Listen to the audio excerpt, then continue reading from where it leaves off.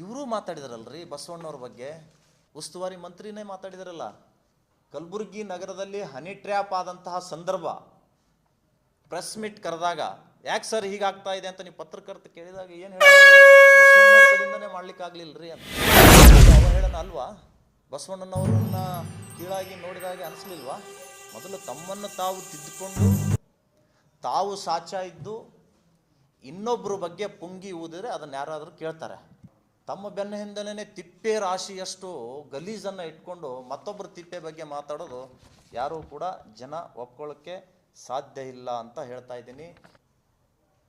ಬರೇ ನಮ್ಮ ಬಿಲ್ಡಿಂಗು ಕಾಣುತ್ತೆ ಇವರಿಗೆ,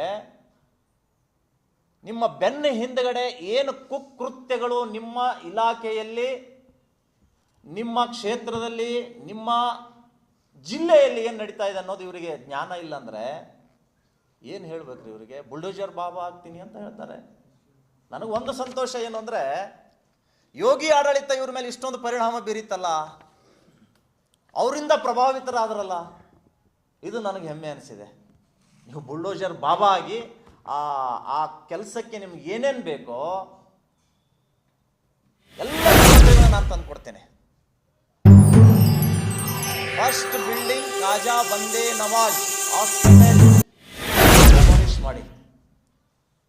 ಇವರು ಮಾತಾಡಿದ್ರಲ್ರಿ ಬಸವಣ್ಣವ್ರ ಬಗ್ಗೆ, ಉಸ್ತುವಾರಿ ಮಂತ್ರಿನೇ ಮಾತಾಡಿದ್ರಲ್ಲ.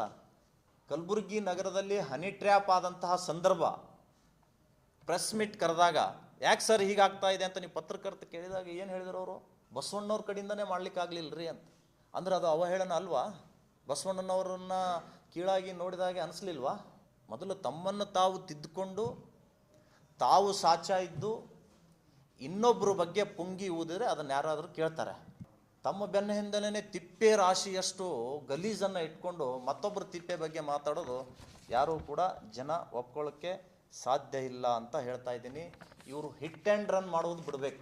ಉಸ್ತುವಾರಿ ಸಚಿವರು, ನೀವು ಕೇಳೋದೊಂದು ಪ್ರಶ್ನೆ, ಬಸವ ಕಲ್ಯಾಣ ಪೀರ್ ಪಾಷಾ ಬಂಗ್ಲಾ ಮುಕ್ತಿಗಾಗಿ ಹೋರಾಟ ಮಾಡ್ತಾ ಇದ್ದಾರೆ ಸ್ವಾಮೀಜಿಯವರು ಅಂತ ಕೇಳೋದು ಬಿಟ್ಟು ಅದಕ್ಕೆ ಉತ್ತರ ಕೊಡೋದು ಬಿಟ್ಟು ಅವ್ರ ಬಿಲ್ಡಿಂಗ್ ಬಗ್ಗೆ ಮಾತಾಡ್ತಾರೆ. ಸೂಕ್ತವಾದ ಉತ್ತರ ಕೊಡಬೇಕು, ಅದಕ್ಕೆ ನಿರ್ದೇಶನ ಕೊಡಬೇಕು, ಸ್ಪಷ್ಟೀಕರಣ ಕೊಡಬೇಕು. ಯಾಕೆ ಕೊಡೋದಿಲ್ಲ ಅಂದರೆ ಅದು ಮುಸಲ್ಮಾನರದು ಅಂತ.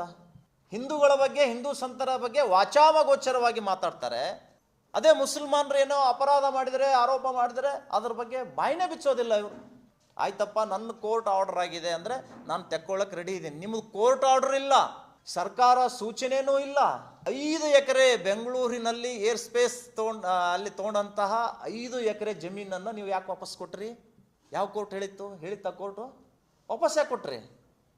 ಮತ್ತೆ ಪ್ರೆಸ್ ಮೀಟ್ನಲ್ಲಿ ಹೇಳ್ತಾರೆ ಇದು ಅಕ್ರಮ ಅಂತ ಸಾಬೀತು ಮಾಡಲಿ ನೋಡೋಣ ಅಂತ. ಅದಕ್ಕೆ ಹೇಳೋದು, ಜಟ್ಟಿ ನೆಲಕ್ಕೆ ಬಿದ್ದರೂ ಮೀಸೆ ಮಣ್ಣಾಗಿಲ್ಲ ಅನ್ನೋದಕ್ಕೆ ಇಂತಹ ವ್ಯಕ್ತಿಗಳೇ ಅದಕ್ಕೆ ಉದಾಹರಣೆ ಸೂಕ್ತ ಆಗುತ್ತೆ.